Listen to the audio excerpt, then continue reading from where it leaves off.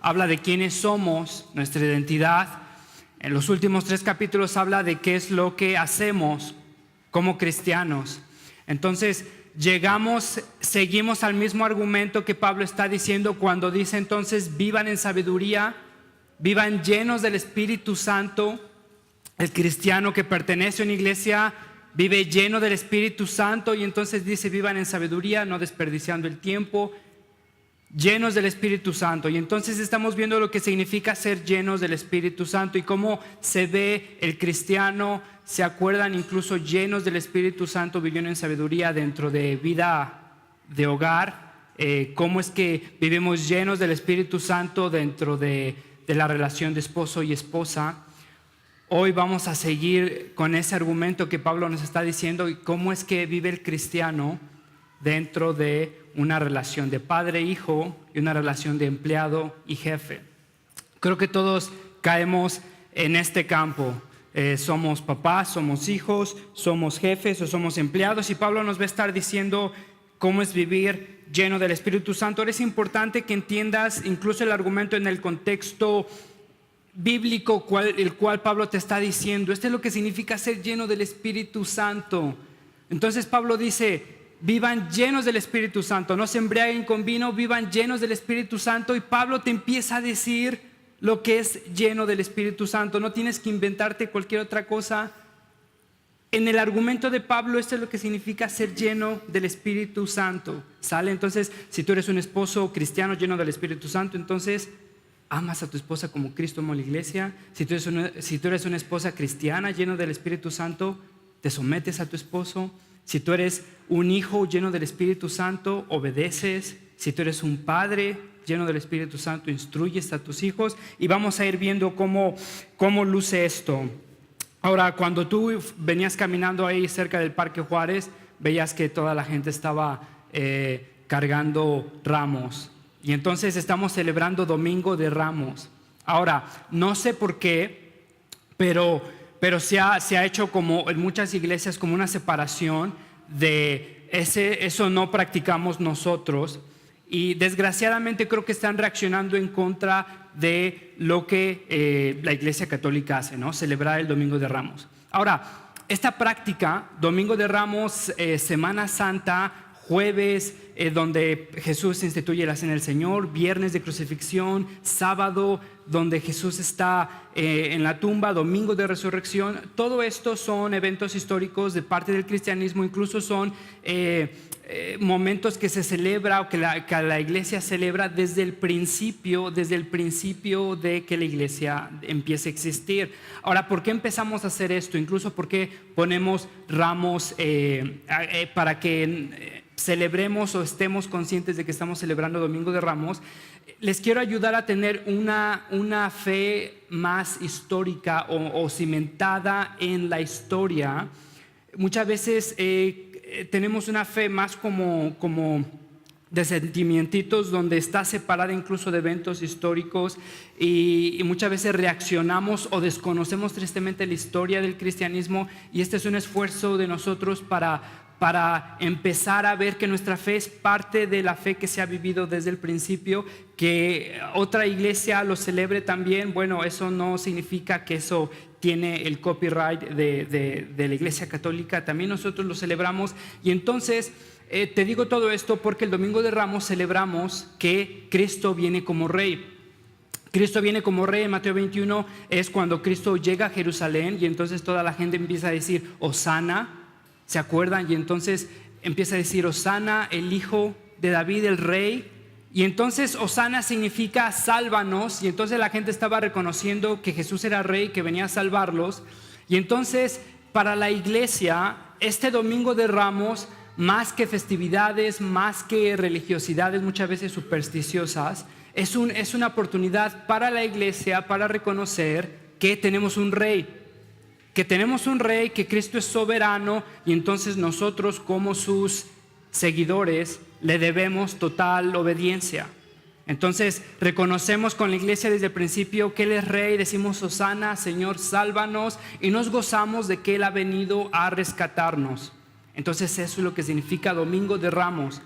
Históricamente se ha celebrado con ramos porque el pueblo judío era una festividad que hacían, ondeaban ramos, y entonces reconocían la soberanía de esa persona. Y entonces para nosotros es una oportunidad de poder incluso esta prédica hablarla dentro de lo que significa la autoridad de Jesús, la soberanía de Jesús, lo que es la autoridad de Jesús dentro de nuestras casas y lo que es la autoridad de Jesús dentro de nuestras oficinas. Ahora, cuando incluso ves las noticias recientemente, es muy difícil darse cuenta que Jesús es rey o que Jesús es soberano. Muchas veces pareciera que Jesús no es soberano, que Jesús tal vez se ha olvidado de los eventos, se ha olvidado del país, se ha olvidado del mundo. Y entonces cuando la iglesia confiesa que Jesús es soberano, muchas veces vemos hacia afuera y nos cuesta trabajo reconocer que Jesús es soberano dentro de las casas. Un matrimonio cristiano que está criando hijos debe de reconocer la soberanía de Dios dentro de su casa. Por ejemplo, la semana pasada te voy a platicar de estas noticias. Pasaron en Estados Unidos, pero se volvieron internacionalmente comentadas por la seriedad. Y entonces por eso te voy a comentar esto que no pasó aquí, pero pasó allá. Y esto nos ayuda a ver lo que está pasando en nuestra sociedad. La semana pasada un joven de 17 años llegó a su secundaria con una pistola, mató a un joven de 16 años, a una jovencita de 14 años, los dos mueren. El joven viene la policía, toma la posesión de la secundaria y le tienen que disparar al joven porque no quiere soltar el arma. El joven muere. Pónganse a pensar en esto. Mando a mi hijo, tiene 17 años, lo mando a la prepa y jamás lo voy a volver a ver. En la prepa agarra una pistola y le dispara a un joven de 17 años, a 16 años, una jovencita de 14 años. ¿Será que Jesús es soberano en verdad? ¿Será que Jesús en verdad es rey? ¿O será que se olvidó de nosotros? Fíjate, la nieta de Billy Graham, si conoces a Billy Graham, un evangelista conocido en los 90, recién falleció, era muy, muy conocido, viajaba predicando el evangelio. Y justamente cuando pasó septiembre 11, cuando los terroristas fueron y se estrellaron en las Torres Gemelas, ¿se acuerdan? La nieta de Billy Graham fue entrevistada en un noticiero. Y entonces el reportero le pregunta a esta mujer joven, y le pregunta: ¿por qué Dios, si es que en verdad es soberano, si es que en verdad es rey como ustedes creen, si es que en verdad está en control de todo, será, y pregunta, ¿por qué Dios permitiría algo como lo que acaba de suceder? Y es una pregunta válida, una pregunta que debe de incomodarnos, debe de hacernos pensar. Y fíjate lo que esta joven contesta: creo que Dios está profundamente entristecido por esto, igual que nosotros, pero durante años hemos estado diciéndole a Dios que salga de nuestras escuelas, que salga de nuestro gobierno y que salga de nuestras vidas. ¿Cómo podemos esperar que Dios nos dé su bendición y su protección si le exigimos que nos deje en paz? Una respuesta válida, ¿no les parece? ¿Cómo quieren ustedes? Me preguntan, ¿cómo es que Dios permitiría esto en las escuelas si ustedes son los que están sacando a Dios de las escuelas? Es ilegal mencionar o llevar una Biblia o predicar el evangelio en las escuelas. Esta mujer está diciendo: ¿cómo me preguntan? ¿Cómo es que Dios permite esto cuando ustedes están sacando a Dios de las escuelas? Entonces tiene sentido lo que está pasando en Estados Unidos. 17 incidentes parecidos a lo que acaba de pasar la semana pasada con este joven. 17 incidentes igual de lo que empieza el año. Estamos a marzo, 3 meses y 17 eventos parecidos. Interesante lo que pasó 4 semanas antes de que este joven hiciera eso. Pasó algo exactamente lo mismo con otro joven. Él mató muchísimas más personas. ¿Y saben lo que se dieron cuenta ya después haciendo la investigación de este joven? Había un montón de llamadas al 911. Ellos sí responden cuando les llamas. Entonces, si había una situación ahí familiar, ellos llamaban y la gente iba a atender el caso y registraba el caso. De hecho, hay transparencia ya, entonces graban las llamadas. Ya después que pasa este caso, ya después que mueren muchísimas personas, pónganse a pensar, hijos con muchísimo potencial, muchísimo futuro, 13, 14, 15, 16, 17 años, mueren, jamás van a volver a ser recibidos en su casa, vistos por sus papás, mueren asesinados por este joven. Y ya después se hace la investigación y se encuentran un montón de llamadas al 911 de parte de los papás. Y entonces en estas llamadas, incluso la mamá o el papá alterados llamando a la policía que los vengan a salvar de su hijo. ¿Saben por qué? Porque su hijo los quiere golpear porque le quitaron el control de Xbox. Le quitaron el control de Xbox y el hijo quiere venir a golpearlos y los golpea. Y su hijo está golpeando a su mamá, su papá no sabe qué hacer, llama al 911, viene la policía y entonces hay la oportunidad para que presente cargos, los papás presenten cargos y los papás no presentan cargos. Pasa una vez, 2 veces, 3 veces, 4 veces.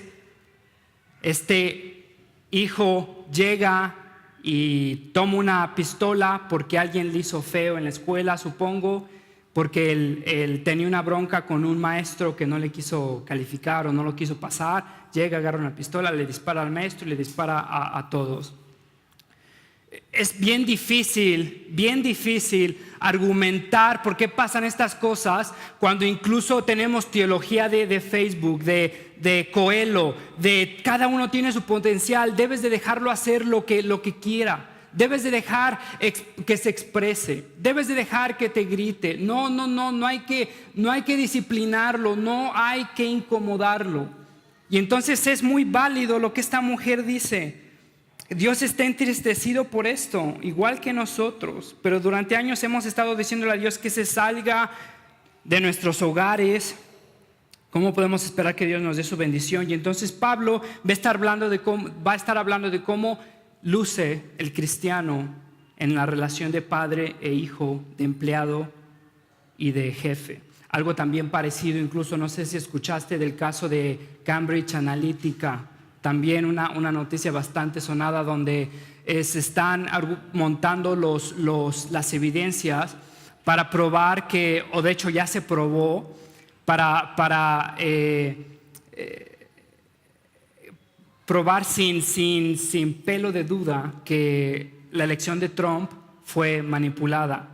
Y entonces esto va totalmente relacionado a lo que estamos hablando en cuanto a la soberanía de Dios, en cuanto a que sacamos a Dios no solamente de nuestras casas, sino de nuestras oficinas, y después nos preguntamos qué es lo que está pasando.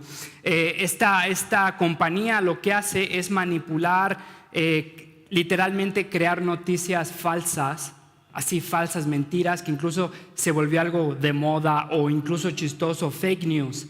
Y entonces hay noticieros, reportajes, blogs, o sea, desde afuera se ven que son reales, pero te dan historias, noticias totalmente no verídicas, son mentira. Entonces esta compañía Cambridge Analytica bombardeó a Estados Unidos con mentiras, con fake news, y entonces los manipuló a tal grado que, y esto suena así como de una película de ciencia ficción, pero los manipuló a tal grado, usó su información de Facebook, de redes sociales, si eran conservadores, les daban los reportajes que necesitaban, las noticias, para que los fueran como llevando a hacer una votación que ellos habían sido contratados para manipular. Y entonces después incluso entendemos por qué una persona como Trump termina en la silla presidencial cuando decimos, wow, o sea, solo los Simpson hacían algo así, burlándose de lo que podría pasar, pero después fíjate lo que pasa. Interesante es que cuando están entrevistando a una persona, uno de los ejecutivos de esta compañía, y esta persona, Trump es conservador, después Hillary Clinton era liberal, esta persona tiene tendencias liberales, votaba para Hillary Clinton, para Sanders, y le preguntan, oye, pero ¿no te parece hipócrita lo que estabas haciendo? O sea, si tú ibas a votar por el partido opuesto, ¿por qué estabas manipulando las elecciones de todo un país para que llegara a la silla presidencial a alguien con el cual estás totalmente opuesto? ¿Y sabe lo que responde? Y esto lleva creo que al corazón de la división que hemos hecho. Y ella decía, bueno, mira, como cualquier abogado debe de hacer una separación entre su ética y entre su trabajo. Entonces, como un abogado puede defender a alguien que no está de acuerdo con él, pero lo puede hacer, lo debe de hacer, es su trabajo, así también yo debo de hacer cosas que tal vez mi corazón o mis convicciones están en contra. Y vemos, sufrimos las consecuencias de esto, vemos la división que pasa. Y entonces Pablo nos empieza a decir y nos empieza a tratar de hacer entender que someterse a Dios es someterse a los demás. Y entonces, si quieres hacer como un bosquejo de la prédica para que te sea más fácil entenderla, vamos a hablar de obediencia de los hijos y obediencia de los empleados, y vamos a hablar de la obediencia de los jefes y de los padres. Entonces vamos con la obediencia de los hijos y vamos con la obediencia de los empleados. Obediencia de los hijos en el versículo 1, fíjate lo que dice: obedezcan. La palabra que aparece ahí es sinónimo de lo que aparece en Efesios 5:21, ¿se acuerdan? Sométanse unos a otros por reverencia a Cristo. Pablo está diciendo obedezcan, sométanse, es igual parecida a la palabra, la misma palabra que aparece en Efesios 5:21, 5:22, esposas, sométanse, obedezcan. Entonces el abuso de autoridad no descalifica la autoridad, lo que estábamos viendo la hora anterior. Que haya abusos de autoridad no significa que no deba de haber autoridad en la casa. Que haya abusos de parte de los padres no significa que entonces los padres deben de estar descalificados de tener autoridad. Pablo está diciendo que hay autoridad y entonces está diciendo obedezcan, está diciendo a los hijos obedezcan, sométanse a sus papás. La palabra para hijos es tecna, es una palabra mucho más amplia que nada más niños. Obviamente si le está diciendo obedezcan es porque las personas podían entender, podían escuchar, estaban ahí en la congregación con ellos. Y esta palabra se refiere a las personas que están viviendo en el mismo techo que los papás, sin importar la edad. Sin importar la edad, son las personas que están viviendo, que son capaces de entender, que son capaces de escuchar, que son capaces de volicionalmente actuar en base a sus decisiones. Es ese término al que se está refiriendo. Hijos, si estás todavía bajo el techo de tu papá, obedece, sométete a tu papá. Fíjate por qué lo dice, porque es justo. Sométanse a sus padres, porque es justo, porque revela el carácter de Dios. ¿Se acuerdan lo que veíamos? Que cómo caminamos revela quiénes somos. Si tenemos un padre justo, vamos a vivir justamente. Si nos decimos cristianos, vamos a caminar justamente. Si tenemos un padre amoroso, vamos a caminar en amor. Entonces, si tenemos un padre justo, vamos a hacer lo que es justo. Y Pablo dice que someterte refleja el carácter de Dios. Otra vez te predico el evangelio, ¿te acuerdas? Filipenses 2. Porque Cristo no escatimó el ser igual a Dios, sino que se sometió. Si Cristo se somete, no importa mi edad, si soy hijo, me puedo someter. Y eso es lo que Pablo está diciendo: obedezcan, sométanse. Y entonces fíjate lo que dice: para que les vaya bien y vivan más. Para que les vaya bien y vivan más, que ese es el primer mandamiento con promesa. Los primeros 3 mandamientos tenían advertencia. Este es el primer mandamiento, que hay una promesa, y entonces te promete para que te vaya bien y tengas larga vida en la tierra. Ahora, ponte a pensar en esto. El hombre, el joven que fue y mató a no sé cuántos, fue acribillado por la policía y murió 17 años. Y Pablo está hablando más que de un karma, de un kumbaya, de una fuerza que te regresa las bendiciones. Pablo está hablando simplemente de que la bendición, la obediencia, tiene beneficios prácticos. Si obedeces a tu papá, y entonces estamos hablando de la regla general, no de excepciones donde hay abusos, estamos hablando de lo que pasa generalmente en cualquier relación de padre e hijo. El papá, la mamá va a procurar, se va a preocupar por su hijo o por su hija, desea lo mejor para él. Se desvela muchas veces por él, pasa hambre por él o por ella. Entonces esa relación es, bueno, el papá se procura a su hijo, la mamá procura a su hijo. Entonces lo que le va a decir el papá o la mamá es para beneficio del hijo. Entonces si digo, hijo, termina la secundaria, es porque va a ser para su bien. Hijo, haz ejercicio, es porque es para su bien. Hijo, no andes con estos amigos. es para su bien. O sea, un papá no le va a decir nada a su hijo generalmente que lo vaya a afectar, ¿cierto? Entonces Pablo está hablando de los beneficios prácticos que tiene la obediencia para que te vaya bien. Para que te vaya bien y tengas una larga vida en la tierra. No significa que si haces esto vas a vivir indudablemente larga vida. Hay gente que es muy mala, que vive larga vida. Sin embargo, Pablo está hablando generalmente. No descalifiques la regla general por las excepciones. Pablo está diciendo, tu papá se preocupa por ti, tu mamá te procura. Haz esto para que te vaya bien. Someterte a Dios es someterte a los demás. Hijos, si están llenos del Espíritu Santo, si se dicen cristianos, entonces van a hacer lo que es justo. ¿Qué es justo? Sométete a tu papá, sométete a tu mamá. Los que se someten a Dios se someten a su autoridad, se someten a los demás. Mi sumisión a los demás es mi sumisión a Cristo. ¿Cómo luce la sumisión de los trabajadores? Incluso aquí en la Nueva Versión Internacional dice esclavos. No es la esclavitud que se vivía en la abolición de los negros, de la raza negra. Un paréntesis, si encuentras a uno de raza negra, te lo digo por experiencia, cuando estaba en Estados Unidos, no les gusta que le digan afroamericanos. Dicen, si soy negro, llámame negro. Entonces, si me refiero a negros y usted dice, no, afroamericano, prefieren que les llamen negros. Entonces, esto no se refiere a la esclavitud o a la abolición de la raza negra. Entonces, muchas veces lo vemos anacronísticamente. Pablo está diciendo, esclavos, sométanse. Oh, no, cristianismo está promoviendo la esclavitud. Y te hago un comentario de pasada y te voy a dar referencia si quieres buscarlo más a fondo. No quiero pasar mucho tiempo aquí, pero era algo totalmente diferente. No era racial, no era en base a la raza, era temporal. Cuando yo tenía una deuda, por ejemplo, si un amigo me prestaba algo, me sacaba de un apuro, o un empleado, yo le debía algo, yo me podía, por cuenta propia, decir, bueno, soy esclavo, soy tu esclavo, y entonces voy a trabajar por 5 años, 10 años hasta que pague esta deuda y ya después voy a salir. Los esclavos tenían derechos, los esclavos podían trabajar, los esclavos podían ganar dinero, los esclavos podían casarse.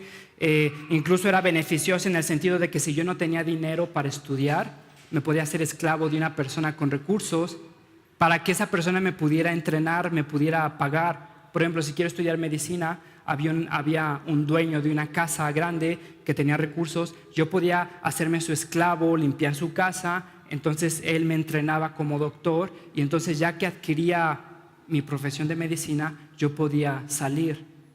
Era totalmente diferente la esclavitud greco-romana a lo que vemos con la esclavitud en Estados Unidos. Si escuchas en la secundaria, es que los cristianos abogan por la esclavitud. No es cierto, no es cierto. Incluso 1 Timoteo, Pablo dice, aquellos que son inmorales sexuales, aquellos que son idólatras, aquellos secuestradores, y ese término era específico para aquellos que iban, robaban personas y las vendían o lucraban con las personas.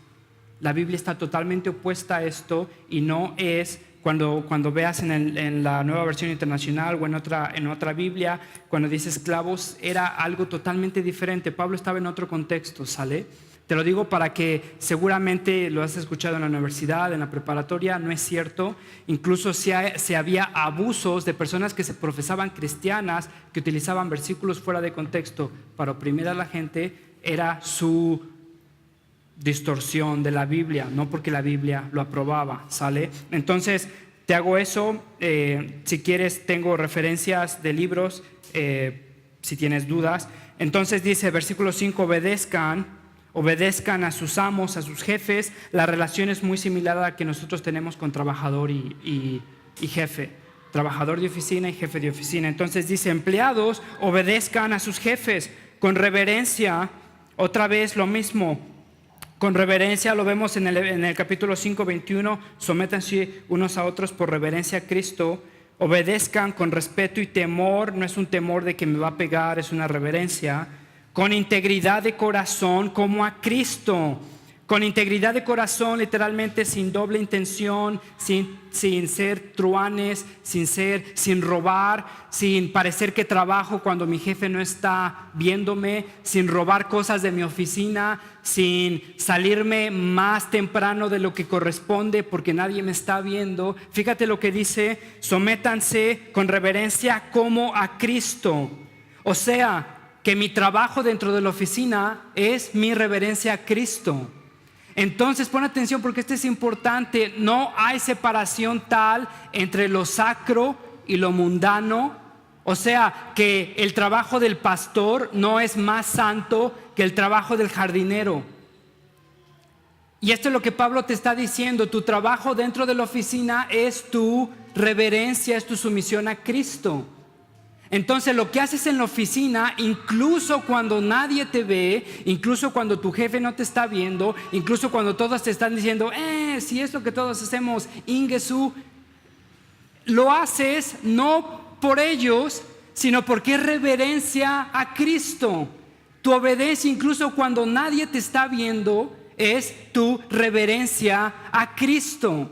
Entonces no hay división entre sacro y profano. Mi servicio a Dios se da dentro de la iglesia y se da afuera de la iglesia. Y eso fue una de las herencias que tiene el movimiento reformado. No había tal cual que el padre era más santo que el zapatero. No, el zapatero refleja el carácter de Dios. El zapatero limpia zapatos para la gloria de Dios. Si limpias casas, si haces postres, si haces lo que hagas, lo haces como a Cristo para la gloria de Dios. Fíjate el versículo 6, el versículo 7, versículo 6 y versículo 7. No lo hagan solo cuando los estén mirando como los que quieren ganarles favor humano, sino como esclavos de Cristo, haciendo todo de corazón, haciendo la voluntad de Dios, sirvan de buena gana, como quien sirve al Señor y no a los hombres. Literalmente esto incluso es muchísimo más llega al corazón, porque dice: no lo hagan sin servicio a Dios. O sea, no trabajen sin servicio a Dios, incluso aunque haga las cosas moralmente bien, aunque haga las cosas bien, aunque mi jefe no me está viendo, pero si no lo hago por devoción a Dios, por servicio a Dios, por someterme a Dios, Pablo está diciendo que entonces esto no es sumisión. ¿Se acuerdan? Entonces someterte a Dios es someterte a los demás. Someterte a Dios, si eres hijo, es someterte a tus padres. Si eres empleado, someterte a Dios es someterte a Cristo dentro de la oficina, incluso cuando el jefe no te está viendo. Entonces no es flojear cuando el jefe no te está viendo, no es agarrar cosas que no te corresponden cuando el jefe no te está viendo, no es robar el tiempo o salirte más temprano cuando el jefe no te está viendo, porque es tu devoción a Dios. Ahora, esto va a doler. Vamos a ir viendo cómo se ve el someterte como papá, el someterte como jefe. Estamos diciendo que el someterte a Dios es someterte a los demás. Y entonces vamos a ver cómo es la autoridad del papá, de la mamá, cómo es que el papá y la mamá obedecen a Dios siendo padres, siendo madres. Fíjate lo que dice: ustedes padres no hagan enojar a sus hijos, sino críenlos según la disciplina e instrucción del Señor. Ustedes padres no hagan enojar a sus hijos, sino críenlos según la disciplina e instrucción del Señor. Versículo 4. No sé si a ustedes les pasa cuando leen este versículo, pero es extraño. ¿Cómo puedo instruir a mi hijo sin hacerlo enojar? Es interesante, ¿no? ¿Por qué Pablo me está diciendo: instruye a tu hijo, disciplínalo y no lo hagas enojar? Está difícil, ¿no? O sea, ¿cómo lo voy a hacer? Entonces, el trabajo del papá es mantenerlo feliz, tal vez. Pon atención en esto, y esto creo que nos va a doler a todos. Lo que Pablo quiere decir es, cuando dice no los hagan enojar, literalmente lo que aparece lo mismo en Colosenses 2 cuando está hablando a los papás y dice no los desalienten. Entonces cuando está diciendo no los hagan enojar, no estén siendo criticones, no estén siendo violentos, no los estén desanimando, No quiere decir que el trabajo del papá, el trabajo de la mamá es mantenerlo feliz. Quiere decir que no lo debo de desalentar, no debo de ser abusivo, no debo de ser criticón, no debo de ser apático a sus intereses, no debo de olvidarme de lo que a él le interesa. No, lo que Pablo quiere decir es no lo desalienten haciendo esto. No quiere decir que el trabajo del papá es no irritando a su hijo. Su hijo, si va a ser instruido, si va a ser entrenado, si va a ser disciplinado, su hijo va a ser enojado, va a ser irritado todo el tiempo, pero por las razones correctas. Fíjate lo que Pablo está diciendo: no hagan enojar a sus hijos, críenlos según la disciplina e instrucción del Señor. Cuando Pablo dice críenlos, literalmente es lo que aparece en el versículo 29 del capítulo 5, cuando Pablo dice Cristo sustenta a su cuerpo, que es la iglesia. Sustenta a su cuerpo, Cristo sustenta a su cuerpo, el padre y la madre deben de sustentar a su hijo. Eso es lo que dice, instruyanlos.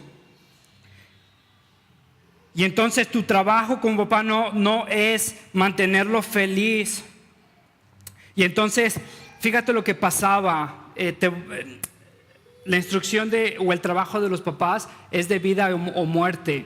Y quiero que pongas atención en esto. En el Antiguo Testamento, los hijos desobedientes eran apedreados. ¿Cómo te parece? Levítico 29, Deuteronomio 21, el hijo desobediente era apedreado. Entonces, así lucía. Tenía un hijo incapaz de someterse a la autoridad del padre, de la madre, y entonces el papá y la mamá imploraban con él, trabajaban con él, le rogaban, lo instruían, lo disciplinaban. Su hijo era incapaz de someterse, lo llevaban a los ancianos del pueblo. Los ancianos del pueblo suplicaban con él, rogaban con él, lloraban con él, lo instruían, le suplicaban. El hijo era incapaz de someterse. Entonces el hijo se mostraba incapaz de someterse, era llevado delante de todo el pueblo y era apedreado. Ponte a pensar en eso. No pases muy ligero. Un hijo que se ha probado incapaz de someterse a la autoridad de los papás era de pronto llevado delante del pueblo con la presencia de los padres, era apedreado. Ponte a pensar eso. Después los papás lo agarraban, lo tenían que enterrar. ¿Será que el Antiguo Testamento era muy estricto? ¿O nosotros somos muy laxos en cuanto a la gravedad de que es instruir a tus hijos, lo que significa? Y esto es lo que pasaba, para que me entiendas. Obedecer a tu papá era obedecer a Dios. El trabajo del papá y de la mamá era tal que mi papel era entrenarlo, probarlo, fortalecerlo, para que aprendiera a someterse a la autoridad. El hijo que era incapaz de someterse a la autoridad de niño, a sus padres, el hijo se mostraba incapaz de someterse a la autoridad civil, social, religiosa. Lo que Dios estaba haciendo en Levítico en ese entonces era muy probablemente evitar lo que estaba pasando ahorita en las escuelas de Estados Unidos. Hijos rebeldes que son capaces de agarrarse a caguamazos a su mamá porque les quitó el control remoto. ¿Cuántas vidas se pudo haber salvado si ese niño fue sonado de chico o ese niño tuvo que aprender disciplina? ¿Cuántas vidas se pudieran haber rescatado? Vidas inocentes, de jóvenes que no tenían nada que ver con la indisciplina de este hombre, con la indisciplina de los papás. Y entonces, ¿se acuerdan el contexto de Israel? Iba a atravesar el desierto. ¿Se acuerdan en Jueces? Les decía, no aprendan de estas personas, ustedes son un pueblo especial, deben de aferrarse a Dios, deben de conocer a Dios. Iban pasando por esas naciones, y entonces la desobediencia, la importancia de la obediencia, de conocer a Dios, era tal que era debido a muerte. Era debido a muerte. El hijo que era incapaz de reconocer la autoridad en la casa es incapaz de reconocer la autoridad cívica. Fíjate, Deuteronomio 1:31, fíjate lo que dice Deuteronomio 1:31. Ustedes han visto cómo el Señor su Dios los ha guiado, creo que está ahí en la pantalla. Ustedes han visto cómo el Señor los ha guiado, como lo hace un padre con su hijo. Fíjate cómo está equiparando. Proverbio 3:11-12.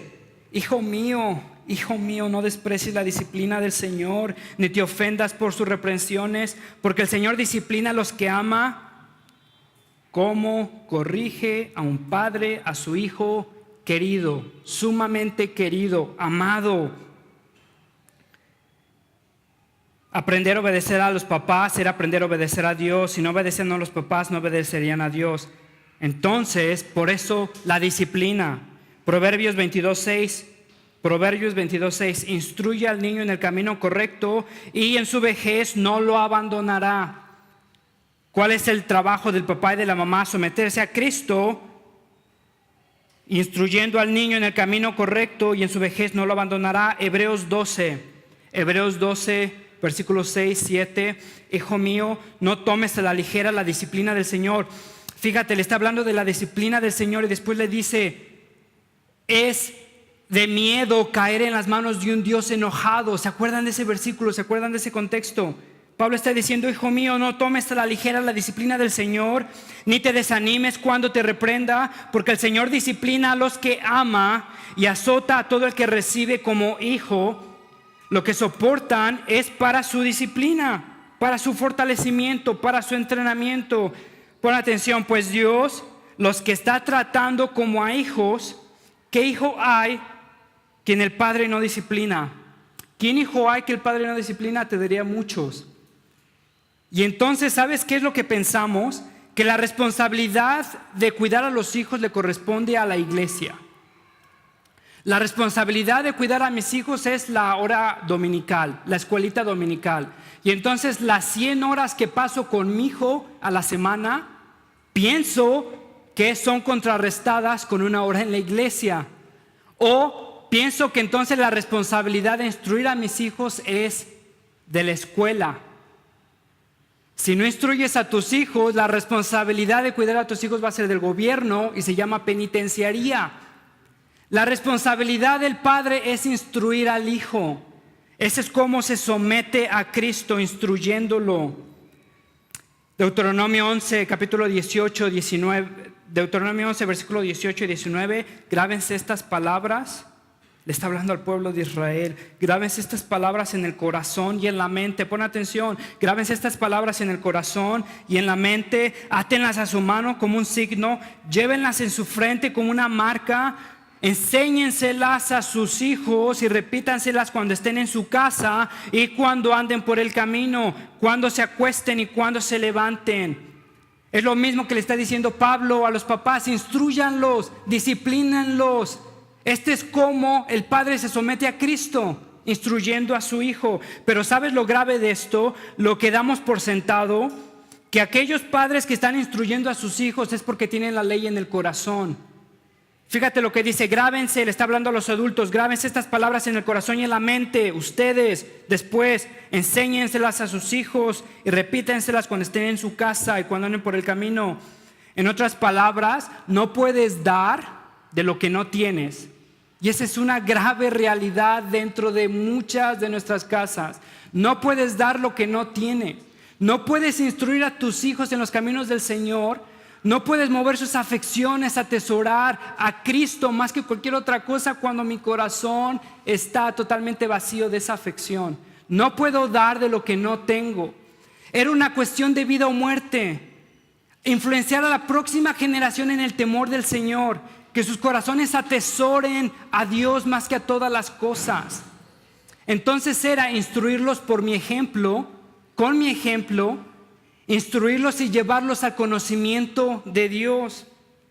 No puedes dar de lo que no tienes. Entonces lucía más o menos así, que cuando el hijo te preguntaba, oye papá, ¿por qué estás leyendo la Biblia? Tú le decías, hijo, porque Cristo te satisface. Oye papá, ¿por qué no haces esto como las demás personas? Hijo, porque Cristo te satisface. Y no solamente eran palabras huecas, sino porque lo podían sentir, lo podían oler, podían ver, este hombre está satisfecho en Cristo. Este hombre camina bajo la luz de su palabra y este hombre no trata a mi mamá como los demás lo tratan, porque este hombre está satisfecho en Cristo. Este hombre va a la iglesia y nos lleva a la iglesia, y entonces los papás le preguntaban, ¿por qué vamos a la iglesia todos los domingos cuando Pepito no va? Hijo, porque Cristo te satisface. Y entonces, como en el Antiguo Testamento el pueblo le contaba historias a sus hijos de cómo Israel había sido rescatado del Mar Rojo, entonces los papás hoy en día le deberían de contar a sus hijos cómo fueron rescatados por un Dios maravilloso. Y entonces no puedes dar de lo que no tienes. Muchas veces he estado en el ministerio, no sé, 15 años. Y en estos 15 años he platicado con muchas personas, he escuchado muchas cosas donde vienen y me dicen, oye, es que mi hijo no quiere acercarse a Cristo, es que mi hijo está totalmente apático a las cosas de Dios. ¿Sabes lo que les pregunto? Orabas con ellos, leías. Les mostraste que Cristo es suficiente, incluso en tu pobreza, incluso en tu tristeza, incluso en tu desilusión. Les mostraste que Cristo es suficiente, hijo. No necesitas hacer eso. ¿Por qué? Porque lo que debemos hacer. ¿Por qué? Porque te voy a dar un manazo. No, porque Cristo es suficiente. Hijo, Cristo es suficiente, escúchame.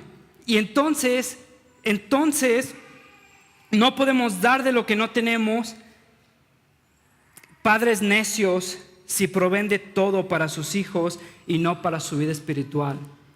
Seríamos padres muy necios, madres muy necias, si proveemos todo para nuestros hijos y no los procuramos espiritualmente. Y muchas veces pensamos eso, es que mi trabajo es mantenerlos cómodos. Es que ¿cómo le voy a decir esto si se va a enojar conmigo? Es que pues ya ves cómo se pone.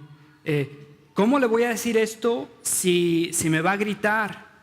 ¿Cómo le voy a decir esto si ya no me va a querer? Si me va a decir no te amo. El padre debería de amar tanto al hijo que estuviera dispuesto a escuchar la necedad del hijo para llevarlo al conocimiento de Dios. No puedes dar lo que no tienes.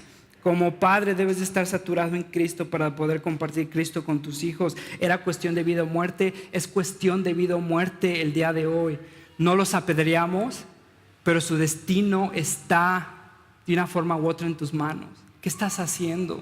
¿Qué estás haciendo? ¿En verdad estás orando por ellos?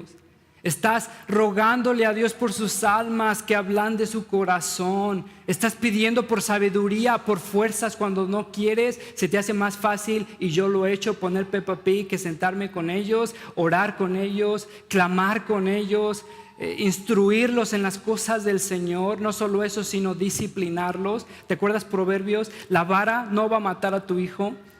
Caemos en esta filosofía de Laura, de Televisa, de estos programas humanistas donde es que son buenos intrínsecamente, es que se desarrollen, es que se expresen. El día que mi hijo le grite a mi esposa, te voy a decir algo, va a haber consecuencias. Va a haber consecuencias, porque mi responsabilidad es instruirlo en el conocimiento del Señor, disciplinarlo. La vara no va a matar a tu hijo, te lo prometo. Disciplínalo. Si te grita, si llora, te amo, hijo, y estoy haciendo esto para instruirte en el conocimiento del Señor. No puedes dar de lo que no tienes. La responsabilidad de la educación no es de la iglesia. No es de la iglesia. Una hora no puede contrarrestar 100 horas que tú pasas. La responsabilidad no es de la escuela. Hijos desilusionados con la fe muchas veces porque tristemente ven las incongruencias que ven en la casa. Ven personas, padres que se dicen cristianos, que viven no diferente a personas que no conocen a Cristo. Te diría, muchos de mis amigos en la universidad donde estudié teología con ellos, desilusionados de la fe precisamente por sus papás, por sus mamás. Es que mira, ¿para qué me voy a casar si mis papás se decían cristianos y ve cómo se tratan? ¿Para qué voy a hacer esto si mira, mis papás se decían cristianos y ve lo que pasó? Mira, ¿para qué voy a vivir como cristiano si mis papás se dicen cristianos y ve lo que están haciendo? Ahora te diría algo, si esa es tu lucha, te diría que el testimonio falso de tus padres no descalifica el testimonio de Cristo. Que tengas padres mundanos no significa que Cristo o que el testimonio de Cristo, que las instrucciones de Cristo no sean verdaderas. Será que el testimonio de tus padres no es verdadero, pero Cristo se mantiene fiel, se mantiene real y Cristo es suficiente. Entonces, fíjate lo que dice a los papás. Padres, no desalienten con incongruencias a sus hijos. Críenlos según la disciplina e instrucción del Señor. ¿Cómo vamos hasta ahí? El que se somete a Dios es someterse a los demás. El que se somete a Dios se somete a los demás. El hijo que se somete a Dios se somete a los padres. El empleado que se somete a Dios se somete a sus jefes, aun cuando nadie lo ve.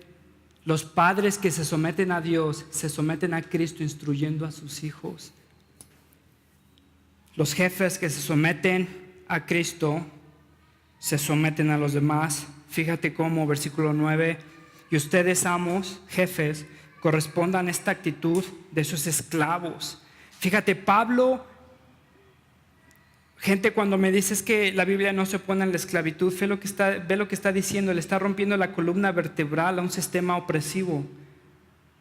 Amos, jefes, correspondan con esta actitud de sus esclavos, dejando de amenazarlos, de golpearlos, de maltratarlos. Recuerden que tanto ellos como ustedes tienen un mismo amo en el cielo y que con él no hay favoritismo. ¿Estás escuchado, no sé, tal vez león en la oficina, siervo en la iglesia? No sirve eso, eso es mentira. Cristiano en la oficina, eres empleado o eres jefe. Cristiano en la casa, eres papá o eres hijo. No existen este tipo de divisiones donde puedo ser un león, una leona en la oficina y entonces puedo ser un cristiano feliz y amable en la iglesia. Como jefe, si estás en una posición de autoridad, ¿estás procurando a tus empleados? ¿Los estás tratando como te gustaría que te trataran en cuanto a sueldos, prestaciones, tiempo? ¿Estás reflejando a Cristo? ¿Estás llevando a tus empleados a Cristo a través de tu testimonio? Me atrevería a preguntarte cuántas personas han llegado al conocimiento de Cristo a través de tu autoridad. ¿Podrías decir 1, 2, 3? ¿Cuántos años llevas con esa gente? Fíjate, entonces vas a pedir cuentas como jefe, tanto ellos como ustedes. Fíjate lo que le dice a los trabajadores, sabiendo que el Señor recompensará a cada uno por el bien que haya hecho. Eso le dice a los trabajadores y a los jefes. Recuerden que tanto ellos como ustedes tienen un mismo amo en el cielo y que con él no hay favoritismo. Entonces, someterte a Dios es someterte a los demás. Someterte a Dios es someterte a los demás, estés en la casa, estés en la oficina, seas padre, seas hijo, seas empleado, seas jefe. Y entonces recordamos que Cristo es Rey, que Cristo vino a reinar. Eso es lo que recordamos Domingo de Ramos. Hosana significa Señor, sálvanos. Y entonces en ese grito de Hosana era reconocer que un pueblo necesitaba un rey que viniera a salvarlos. Ahora no sé cuántos de ustedes necesitan ser salvados dentro de sus casas, dentro de sus relaciones de hijos y padres, dentro de su incapacidad de darse cuenta que ni por panzazo hemos estado pasando nuestra responsabilidad de padres. Los estamos destruyendo más en nuestros ídolos que en obediencia a Cristo. Entonces, si eres así, quiero animarte a confesar y a recordar lo que significa Domingo de Ramos. Y entonces reconozcamos que Jesús es Rey y decimos Hosana. Señor, rescátanos. Señor, sálvanos. Y entonces el pueblo de Dios descansa en saber que ha venido un Rey, que ha venido a rescatarnos, que ha venido no a someternos de una forma que veíamos antes, sino someternos por medio de la cruz, a morir por nuestros pecados, a redimir nuestros corazones, para que nuestras relaciones en hogar puedan verse diferentes, para que nuestras relaciones en la oficina puedan verse diferentes. Entonces, ser cristiano es reconocer la autoridad de Jesús en mi casa, reconocer a Jesús como soberano, es reconocer su autoridad en la oficina. Entonces, con eso cerramos con la cena del Señor, recordando que Jesús vino a rescatarnos, a reinar sobre nosotros, a transformar nuestro corazón. Déjame leerte 1 Corintios y recordarte por qué lo hacemos.